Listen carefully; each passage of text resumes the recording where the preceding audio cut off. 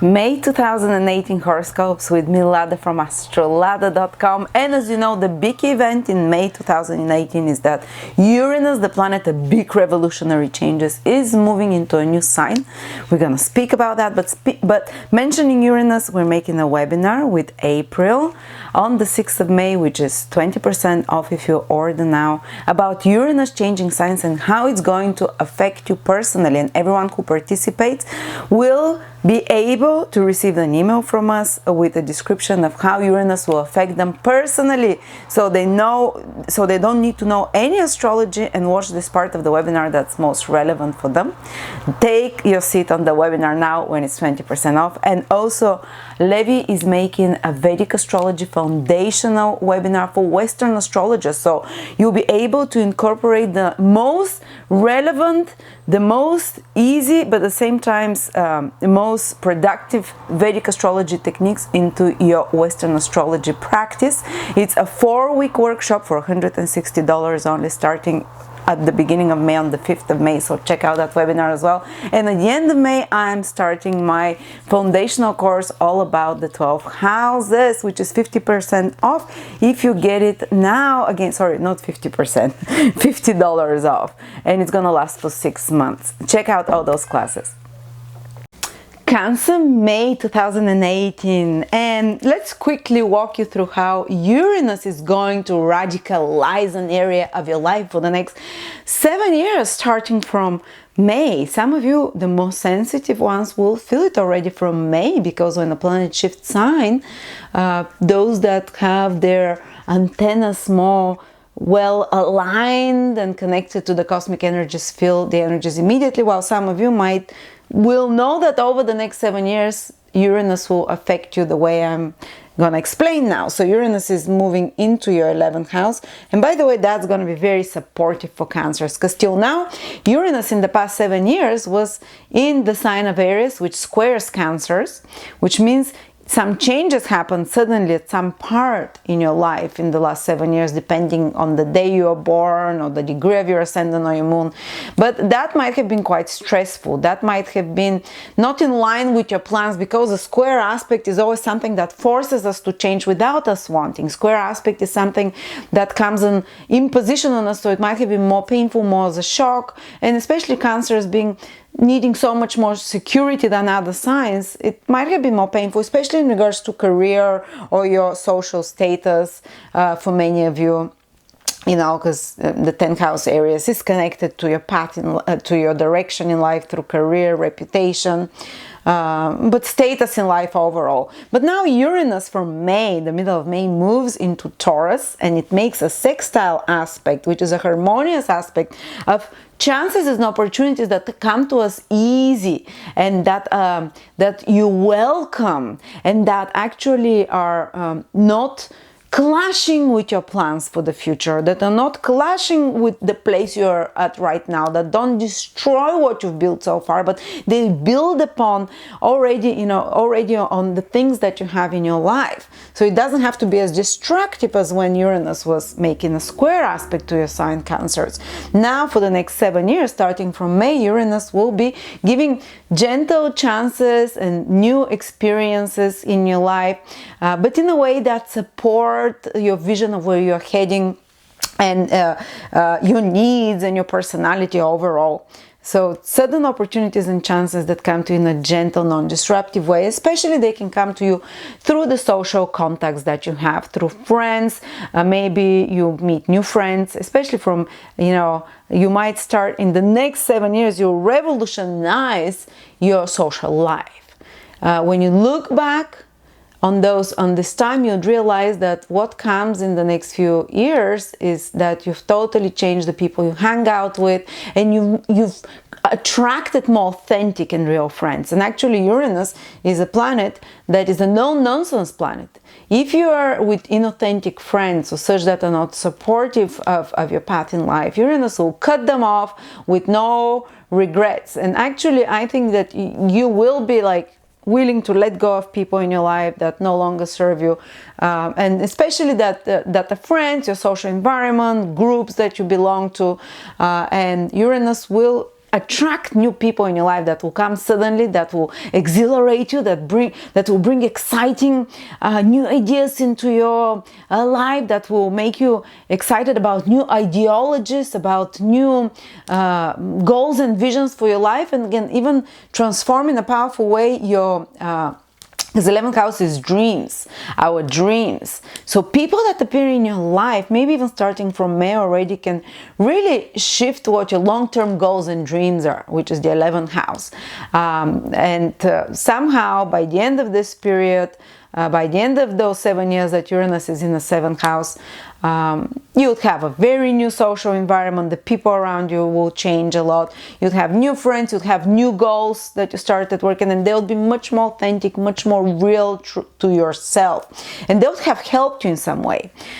You can have a lot of changes, like new people coming and going a lot, because Uranus sometimes is changes that are fast. Someone that comes into your life just to make a quick impact and leaves after that. They're like an awakener. They don't need to hang around your life forever. But, you know, and often you can also make very friends that are, when Uranus is in your 11th house, that are not needy, that are not there, that you have to be helping them all the time, but that they come, as I said, like a fast awakener, but also that they're gonna be there for you when you need them. You don't have to be constantly in touch. They're gonna give you more freedom, and you're gonna also demand the same from your friendships, that they're not needy, that they're not there that they're taken to the next level, let's say. And you'd connect with people that you're more like-minded with, that you have similar ideologies, that you have similar beliefs with. Uranus will bring a lot of such interesting new people in your life that help you revolutionize your life, that help you create big changes and even inspire you towards a new long-term goals. And the 11th house is the house of gains as well, so there might be new sources of gains that appear in your life that are more connected to new technologies, or that are connected to new things that are new, at least personally to you, things that you've never made money out of before. They can come now because of Uranus transiting your 11th house. And maybe from May already you're going to start getting such ideas, because you might start suddenly thinking 11th house rules stock markets, 11th house rules businesses as well, and you can, when Uranus transit there, you can start thinking of new investments or sources of income. Plus, Uranus transiting the 11th house, like similar with other financial houses, can make you have more independent source of income, very unusual one, or one connected to new technologies or to new cutting edge ideas of some sort. And yeah, so big changes with friendships, with gains, with your goals in life. But again, as I said, they most likely are not going to be disruptive unless Uranus makes a lot of difficult aspects to other planets in your horoscope from the 11th house. Okay, so interesting for that. Let's see, there is another important development, and this is specifically for May. Uranus in the 11th house is going to influence you for 7 years from now. And by the way, if you're someone who wants to be influential in big circles of people, 11th house rules big groups of people, and Uranus can suddenly give you sudden rise as an important, influential spokesperson for big groups of people, or can awaken you to some kind of humanitarian or humanistic activities. You might join groups, even if you've never done it before. You might decide to start joining clubs of some sort, where people like-minded or with similar business idea or interest are part of. Uranus in the 11th house can start sorry, I lost my train of thought there. But yes, if you want to be popular as well, to create like excitement and spark in large groups of people in social media of some sort, Uranus in the 11th house can bring those things over the next 7 years. Popularity, following of some sort, impacting large groups of people through social media, through new technology, through joining new groups of any sort. Okay, but specifically for May, there is a very positive configuration between planets happening. One of them is Jupiter in your 5th house, and the other one is Neptune. which is in your 9th house. Let's look at that. And they're making a trine aspect, which is the most beneficial aspect, which is like some kind of reward, some kind of opportunity that comes to you easy and flows. And we're going to combine the meaning of the 5th and the 9th houses to see how it can play out in your life. And it's active most of May. Okay, so 9th house is the house of luck. 5th house is the house of romance. Some of you might be lucky in romance. And 9th house is the house of intuition and higher knowledge and having a higher perspective. If you are confused about certain romantic situation in your life, about certain matters regarding your love life and feelings or a loved person, now you can have like a great advice that comes to you from someone. Because 9th house is how God communicates to us through omens, through signs, through reading a book, through sending us someone as an advisor, maybe an astrologer, consultant. 9th house rules any person that has a bit of a higher perspective than you that can give you an advice, and you can have like some clarity that comes to you in regards to a love situation. It might come in through your intuition or through another person, and that helps you improve a love situation. That gives you a clarity in regards to matters connected to love or children. It's also, and you can be a bit luckier now in May in regards to romantic matters, matters connected to your children, matters connected to education, higher education as well. Actually, 9th house is pre-qualification and studying something, and 5th house is your natural God-given talents and creative ideas. So maybe you can be able to study something which helps you unfold more your talents, which helps you unfold your God-given creative ideas of some sort. And you can receive help from advisors of some sort or from intuition in regards to some creative project in your life as well, if you're working on.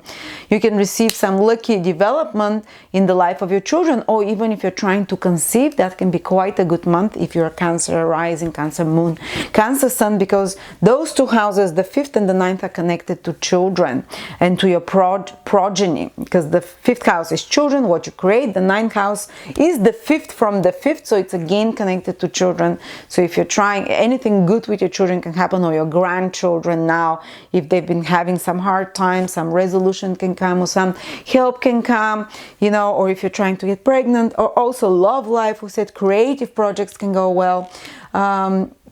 Also anything, there can be some what is 9th house? 9th house is also foreign countries. Some of you might travel to a foreign country and meet love. Some of you might meet love through some kind of situation where you're sorry, my mind is starting to slow down. I've been recording videos all day. 9th house is teaching. 5th house is something you're passionate about. So some of you might start teaching about something that they really are passionate about, something that they're really talented about as well. Travels in foreign countries can go very well. 5th house is having fun, enjoying yourself like a child. 9th house is foreign countries and travel. If you're planning to travel somewhere, this can be a very good time for you to do that. And good things should develop for most of you. There are always exceptions, of course. So hopefully you can benefit through that. And both houses are lucky houses, so generally you can feel a bit luckier this month overall, Cancers. And the last thing we have to talk about is that Mars is going to be in its shadow period in your 7th and 8th houses. Mars for the next from June is going to turn retrograde, but before that it's going to pass through those degrees over which it's going to be retrograde, and they fall in your 7th house. And then from June and August, Mars will go, June to August, Mars will go back over those degrees, and then after August till September and part of even October, Mars will move for the 3rd time over those degrees. But now in May is the first time it passes from those degrees in the 7th and the 8th house, where it's going to pass over again later on. So now it's like the setting for the next 6 months is being prepared in May. Pay attention to the clues and what is happening, because this will show you how to prepare for the next 5 months after that, because when Mars goes retrograde, some complications usually come that we have to work on and we have to fix on, and we have to go over a few times on, put 3 times extra efforts, and by the time Mars turns direct from the end of August and moves for the 3rd time over those degrees, which is sometimes in the autumn, you're going to finally see the results, and hopefully you'll have improved those 2 areas of your life. But let's just tell you that for the next month in May, pay attention to any developments, important developments connected to partnerships. Something new might come, because the first stage of Mars, the shadow period, is some new events happen and develop in regards to partnership, relationships, business or personal partnership and relationships and connections with others, or in regards to mutual resources and finances with another, in regards to taxes, inheritances, insurances of any sort, in regards to secrets and intimacy, in regards to 8 houses connected to conception as well, so, and operations. So watch out for all of those things. I know they're very diverse. I don't have time to go in depth.